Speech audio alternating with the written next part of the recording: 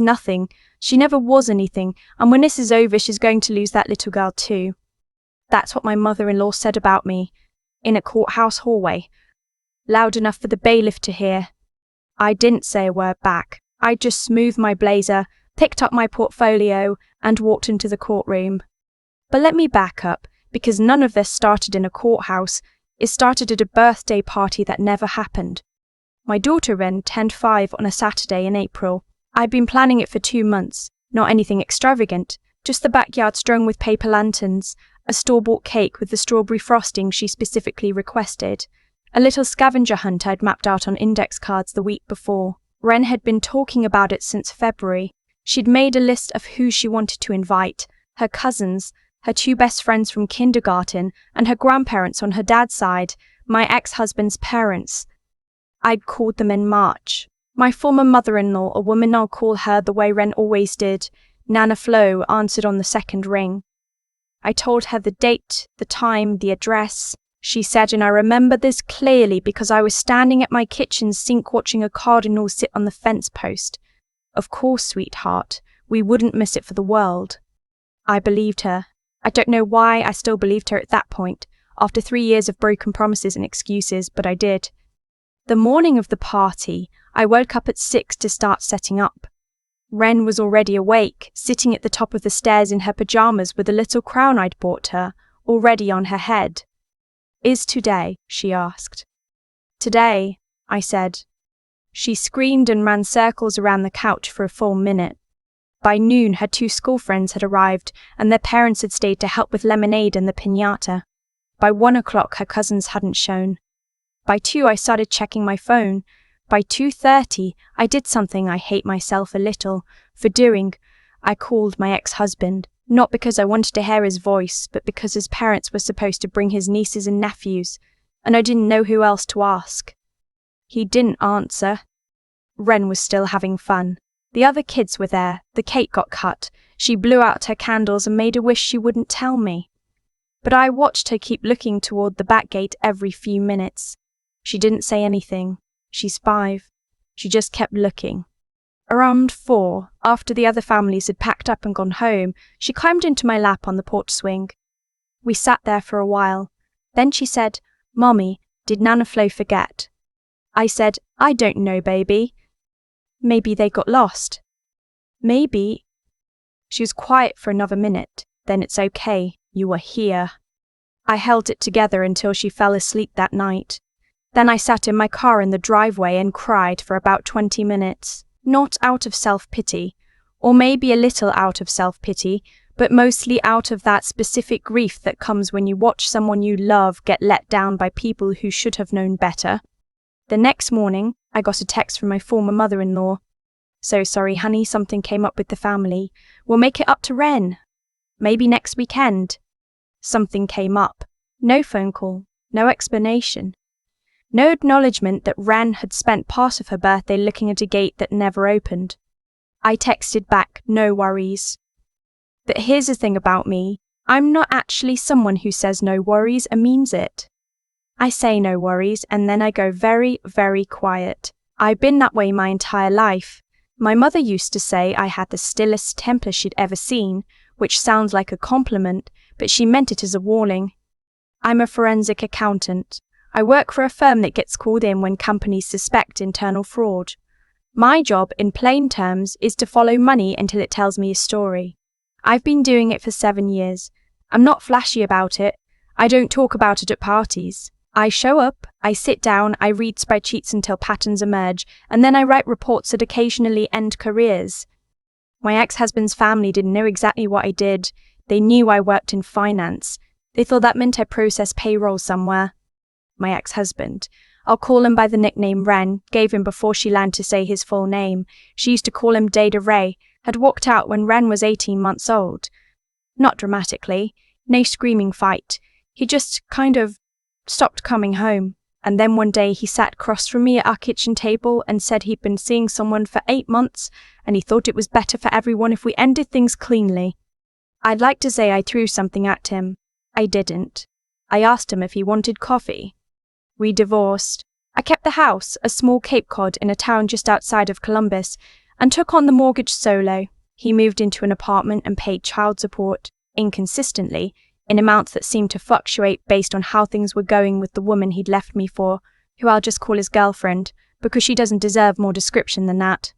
His parents, Nana Flo and her husband, a retired contractor I'll call Grandpa Mitch, had at first stayed close with Ren.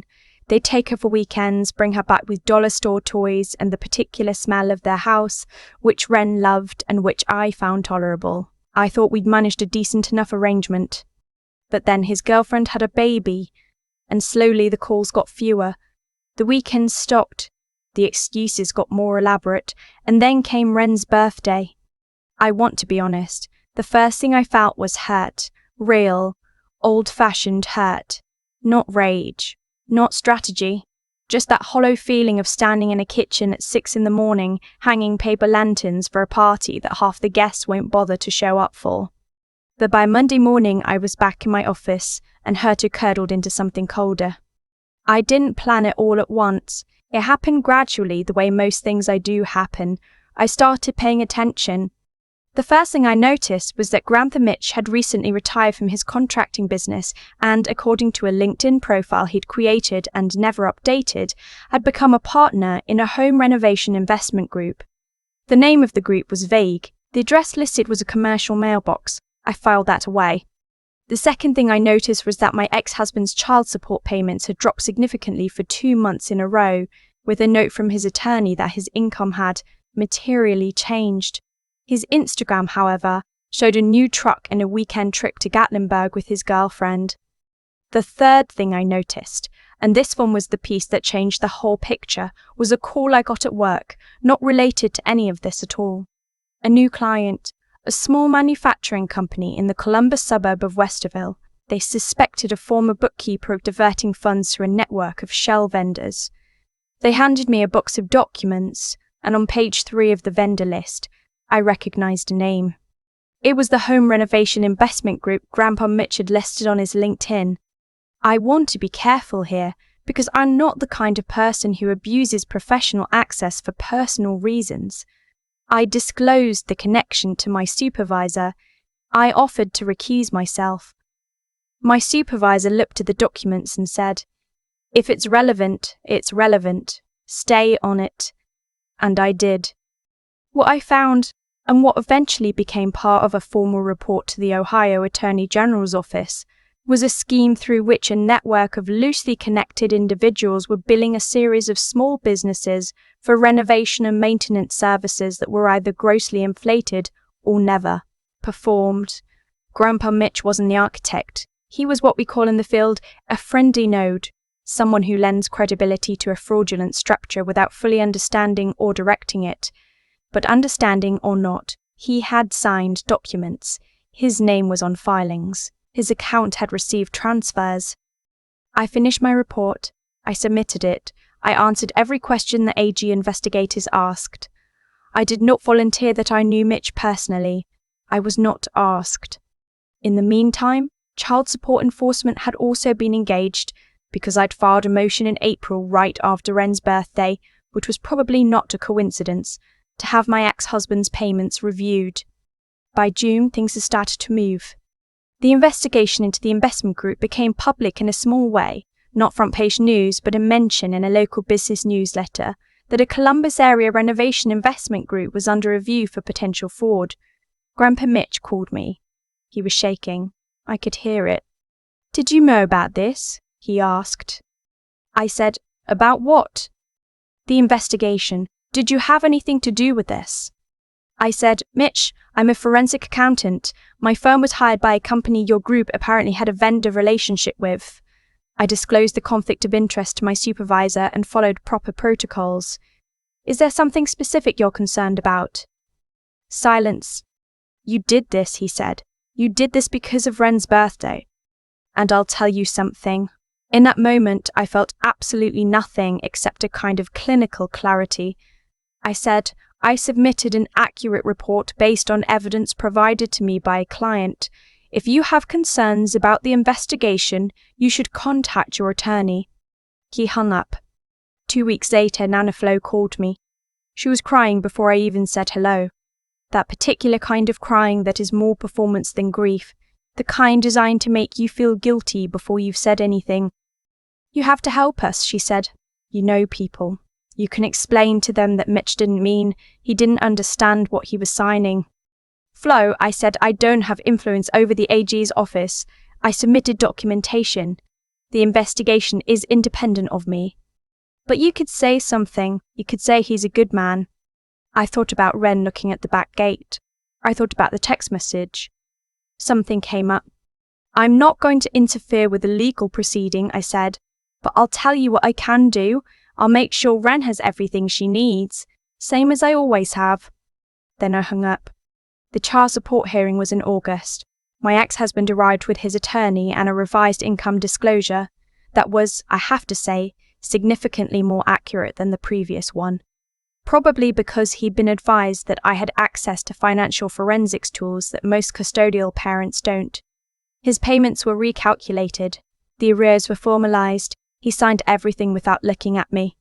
His attorney, at one point, made a comment to the family court judge about my professional background, suggesting, in a way I found vaguely insulting, that my filing of the enforcement motion had been tactically motivated by my work in financial investigation. The judge, a woman who had the particular stillness of someone who has seen every variation of human behavior and is not surprised by any of it, looked at his attorney and said, "Counselor, are you suggesting there's something improper about a parent ensuring court-ordered support is accurately calculated?" His attorney said, "No, Your Honor." "Good," she said, and returned to her papers.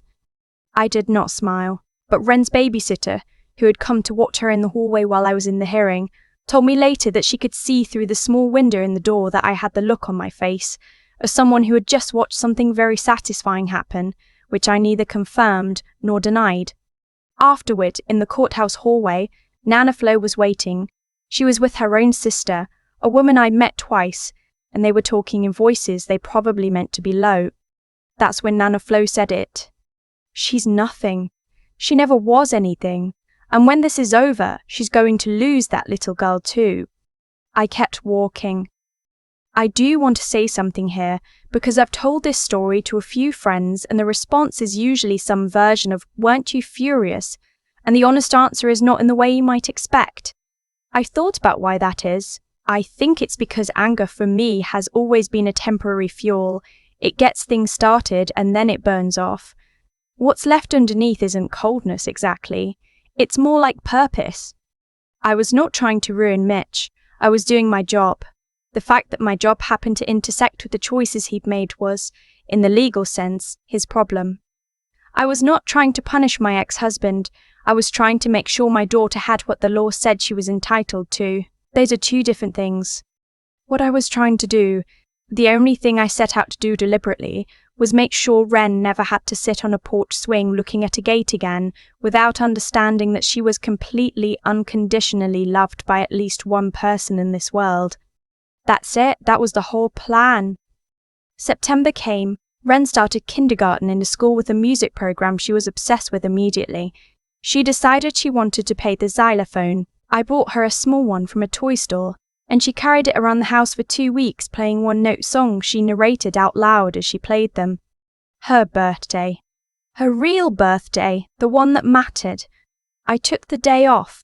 We went to the Columbus Zoo in the morning, just the two of us, and she made me read every single informational plaque about every single animal, even the ones I thought she'd skip. We had lunch at a place she picked, a diner that had milkshakes in 12 flavors, and she ordered strawberry because it matches my favorite frosting, Mummy. On the way home, she fell asleep in her car seat. I glanced at her in the rearview mirror, mouth open, paper zoo map still crumpled in her hand, and I thought, this is the whole point. Not the investigation, not the hearing, not the hallway in the courthouse. This is what all of it was for. My phone rang that evening, unknown number. I let it go to voicemail. The message was from Nana Flo. She was calmer than the last time. She said she was sorry for what she'd said in the hallway. She said she hoped Ren was doing well.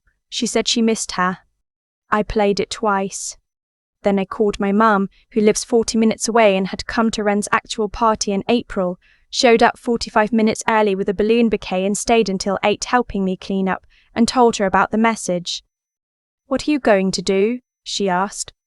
I looked out the window at the backyard, where the paper lanterns from April were still strung up because Wren had refused to let me take them down. "Nothing right now," I said, "but maybe someday, for Wren's sake, not for theirs." She was quiet for a moment. Then she said, "You know, when you were little, I used to say you had the stillest temper." I remember. "I think I was wrong about that," she said. "I think what you have isn't still. I think it's patient." I thought about that for a long time after we hung up, and she's right, there's a difference. Still water looks like nothing is happening. Patient water. You don't see it moving, but it gets where it's going. Wren asked me once, a few months later, why Nana Flo and Grandpa Mitch didn't come anymore. I didn't lie to her. I said sometimes grown-ups make choices that make it hard to be close to people they love. I said it wasn't her fault, ever, in any version of anything. I said the people who loved her would show up. I said I would always show up.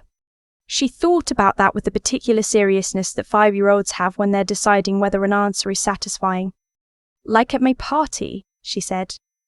"Like at your party?" She nodded and went back to her xylophone. I stood in the doorway of the living room and watched her play for a minute. She was working on something new, 4 notes, repeated, with a pause she seemed to be deciding was either intentional or a mistake. I decided it was intentional. I keep thinking about something my mum said to me the night after the zoo trip, when Wren was asleep and the house was quiet and I'd just finished listening to Flo's voicemail for the second time. She said I wasn't still. She said I was patient, and the more I sit with that, the more I think she was describing something that took me years to learn. That how you respond to being wronged matters just as much as whether you were wronged in the first place. I didn't set out to be someone who handles things cleanly. I got there because I had to. When Ray left, when the support checks started coming in short, when Wren looked at me on that porch swing and asked if they forgot, I didn't have the luxury of falling apart. I had a 5-year-old who needed her lunch packed and her lanterns hung and someone to show up. So I showed up, not because I was noble, because there was no one else. That's the part people don't always see when they hear a story like this. They see the courtroom moment, the judge's question, the lawyer going quiet.